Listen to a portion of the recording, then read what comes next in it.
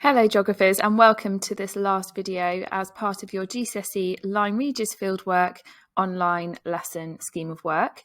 Today we are going to be finishing our fieldwork booklet by evaluating our fieldwork day and our fieldwork methods.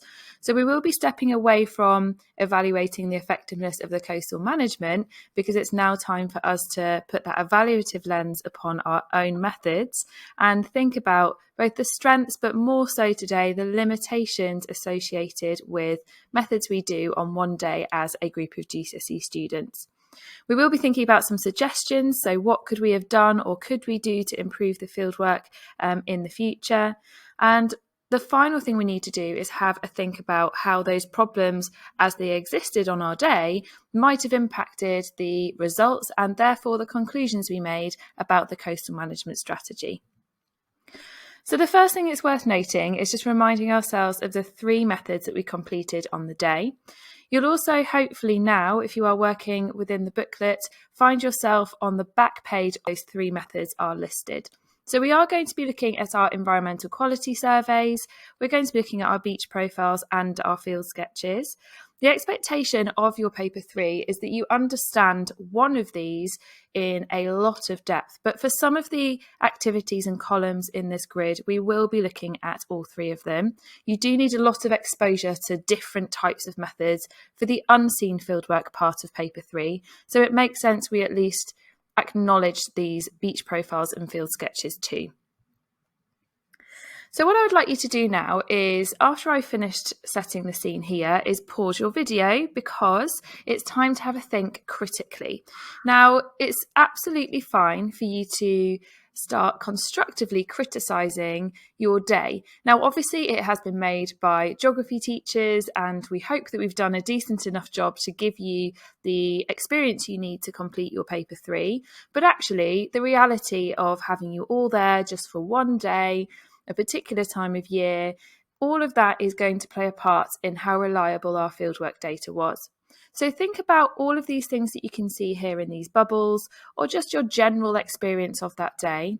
What was a limitation that you found? What do you think might have happened to make your data less reliable? Pause the video now and then join me again where we will have a look at some examples of these limitations. Okay, so what we're now going to do is we're going to work on the first column in your grid. So that column is looking at problems with our methods. You might have come up with some of your own thoughts here as you pause the video on the previous slide, and I would urge you to use those examples if you can, because you're more likely to remember your own experience. But assuming that we are starting from scratch here, what I would like you to do now is look at these 9 statements. There are 3 each of these that fit into the 3 different methods. So 3 for environmental quality survey, there is 3 limitations here for beach profiles, and 3 for your field sketches. I'd like you to pause the video and spend a bit of time populating, so adding all of these statements into that first column only of your grid. You will find it's a bit of a squeeze if you're working in the Thomas Hardy School booklet. You can write very, very small, or you might choose to, once you understand the statement, shorten it in a way that you will still remember the purpose of that statement. Pause the video now, give this a go, and once you think you've filled in that first column to the best of your ability, unpause the video and we'll look at those answers. Okay, so this is what we should be looking at. So I've colour-coded here, but obviously you've now got a column chock-a-block with all of these on your own grid. So let's have a think first of all about our environmental quality survey. That was when we were doing all of those ticks to give everything scores out of 5 based on different effectiveness criteria. So one of the things to note is that you are one person. You have a very different opinion to the person next to you. So they might have been giving different ticks in exactly the same place, but they have very different opinions.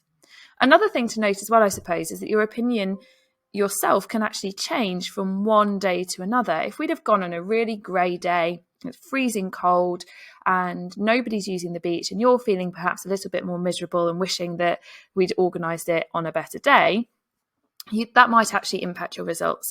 So this idea of subjective opinion-based data can be a bit of a problem. Another thing that you can face is if you didn't write very detailed notes underneath the ticks in the environmental quality survey, when you get back into the classroom, it's sometimes really difficult to remember why you've given something a 2 out of 5 or a 4 out of 5 in, for example, accessibility to the beach. So it's quite difficult sometimes to remember the reasons for your data looking a certain way if you haven't done that. A final thing, so looking across to the right-hand side of our screen now to that final orange one, is that you might also find there's something about that place that you want to make record of, but it's not within the criteria that you created within your survey. So, for example, if a part of the cob is being used really well for fishing or any industry like that, that actually wasn't part of our criteria, so you couldn't have given it credit for that, and that would have impacted your data slightly too. Let's have a little think now about beach profiles. So that's where you had your big Where's Wally ranging poles looking at Monmouth Beach, its shape and height and width.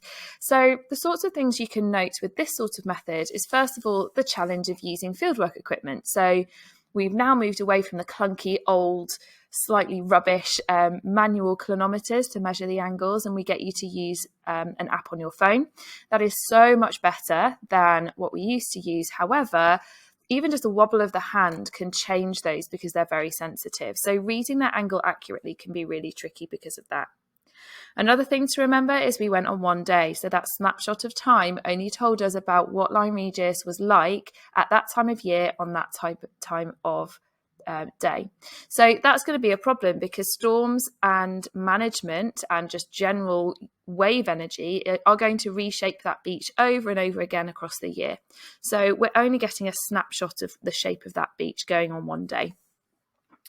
The final thing to note is our sampling strategy. So when we did your beach profiles, you did every 5 metres, didn't you? But what if there was something really important at 3 metres or 7.5 metres? Maybe it was a really steep berm or a really significant drop in the incline of the beach. And if we've done every 5 metres, we've missed that, haven't we? So we do it for speed because we cannot do every single millimetre of angle change on that beach, but we might potentially be missing some of the important data there. And finally, field sketches. I always say to my students, you don't have to be a perfect artist to be a field sketch extraordinaire, but actually probably the thing that is important is scale. Okay, so if you have got a decent level of drawing skills, that's helpful, but if you don't and you get the scale wrong, you could make that groin look massive or too short. You might make the seawall look too high or too low, and that's going to impact your reflection on how effective that coastal management was. So scale, getting that right on a field sketch is really tricky. You might miss important things from the landscape. Maybe you think at the time it's not important, or you've simply run out of time. And the final thing, again, is this idea of a snapshot. So going on this trip twice this year, one of the groups I did field sketches with, we went when it was low tide to the east side, and there was the beautiful wave cut platform exposed. And those students were thinking, oh, I'm putting this on my field sketch. Why on earth is there a massive seawall behind it? Because the wave cut platform is stopping the waves from getting to the cliffs anyway. On day 2, another group went in the morning with me, and that wave cut platform wasn't there, so they didn't add it to their field sketch, and therefore their view of the importance of that seawall was greater because they saw those waves at the base of that seawall. So the time of day can really, really alter what you're sketching, particularly in a coastal area. What I would like you to do now, before we move on, is I'd like you to now just have a think about what we could do about all of these problems. So you're going to skip a couple of columns now and find the column that says suggestions for improvement. And I'd like you to think about what could we do to fix these problems. It could be that you have endless time, that you have endless money to perhaps buy some more equipment, that you have endless manpower opportunity. You can get perhaps 100 people to kind of come and do this field work. What would you do differently to try and overcome some of the issues that you can see here? If you can pause the video for me now and just jot some of your ideas down, that would be great, and then come back to me when you're ready to have a think about that. Okay, so what I'd like us to do is actually focus today on the improving the method for your environmental quality survey. That's not to say that looking at all of the other ones isn't going to be important, but for the purpose of keeping this video relatively short, and also the fact that you do only need to know one of these methods in a lot of detail, we'll just focus on the EQS. Please make sure though that you have thought about the other ones, because you could get asked questions about any fieldwork technique in your unseen fieldwork part of your paper. So let's have a bit of a think about the improving the method element. Okay, so things we could do to overcome some of those issues you've now got in your environmental quality survey could be, and these are things you're going to be now hopefully writing. You can pause at the end, of course, if you want to. One thing could be to create a field sketch for each site with detailed annotations explaining the score given. So if you've given something like a 5 out of 5 for access, if you've got a field sketch with an annotation that says people can clearly walk from this promenade onto the beach, then you're explaining it, aren't you, already, even on the fieldwork day.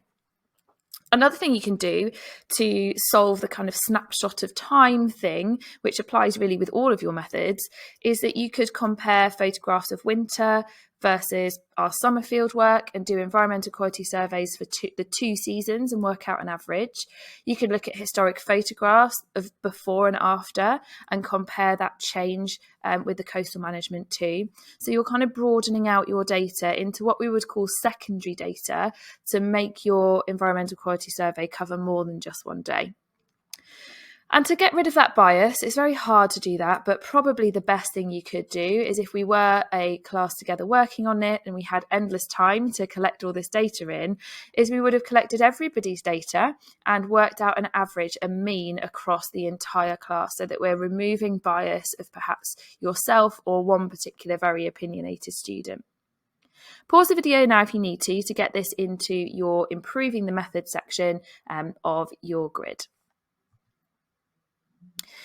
Okay, so what we're now going to do is we're going to be trying to fill in the other two columns. So you're going to have to kind of come closer to the left again for me on that grid, because we're going to be thinking about how the problems have affected our results potentially. And again, I'm going to focus on environmental quality survey in this instance. So when we're thinking about the problems, let's have a think first of all about this idea of the survey's been impacted by opinion and what that might have made your data look like. So we're thinking about, is that going to make your numbers higher or lower?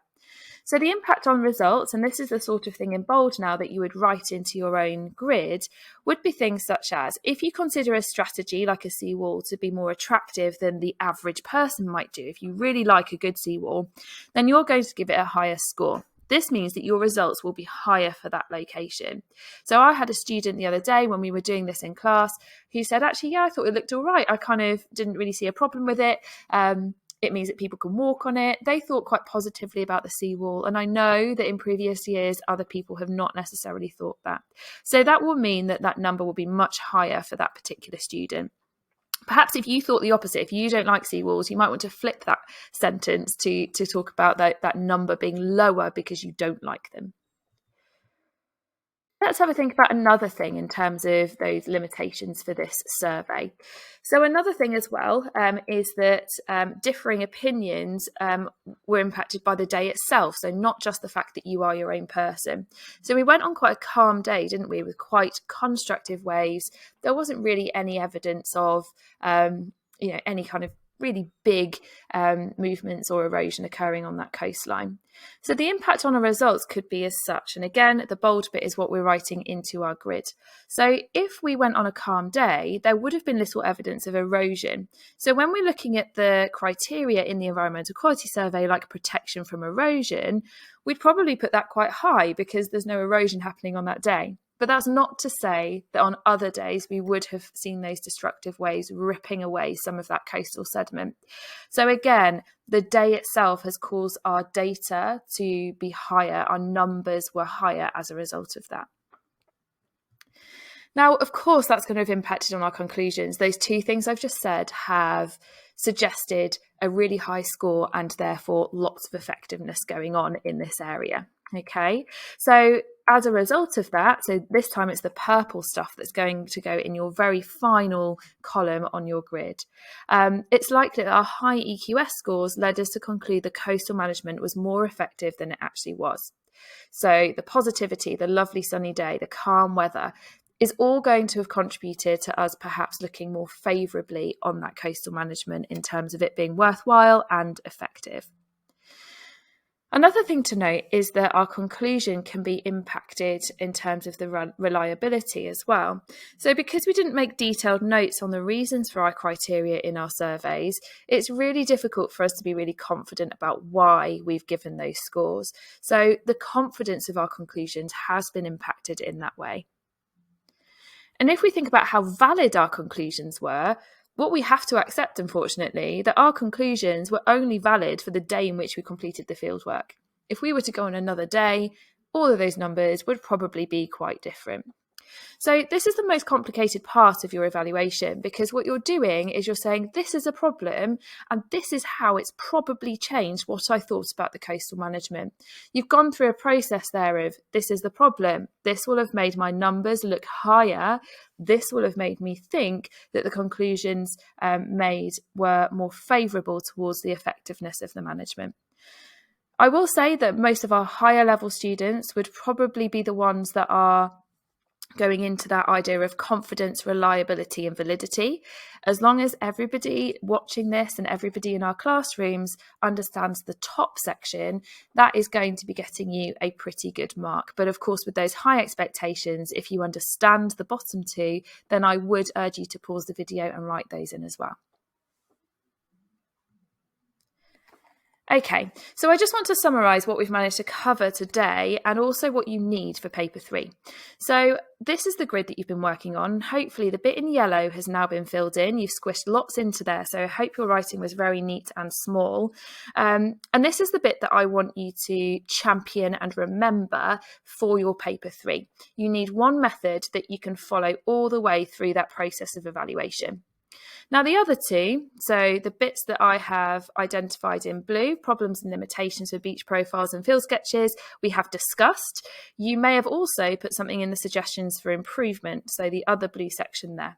Now, that's not absolutely compulsory for talking about your own fieldwork. However, as I said previously, in your paper 3, you will be asked to think about random fieldwork examples that you've never seen before. So to have those banked as something to talk about is still going to be worthwhile.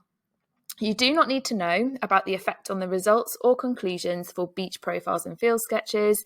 Again, you are welcome to practice it if you want to, but I would urge you to keep that environmental quality survey as your main evaluative commentary. I think that's it. We have officially managed to complete the entire fieldwork process for Lyme Regis. So if you are a Thomas Hardy student, we do have another bit of fieldwork up our sleeve. We've got to do our human geography fieldwork, which will occur in year 11. And our intention is to head to the very distant location of Brewery Square in Dorchester to complete that one. Please make sure that you remember about these videos as you look to revise for paper 3, which will be the last geography paper you sit in year 11. There is very little else that you can use for your revision for your own fieldwork, because all classes, all schools do very different things across the country. So this is here to hopefully help you where there are no published documents to do so. Well done for completing this fieldwork, everybody. Have a lovely day.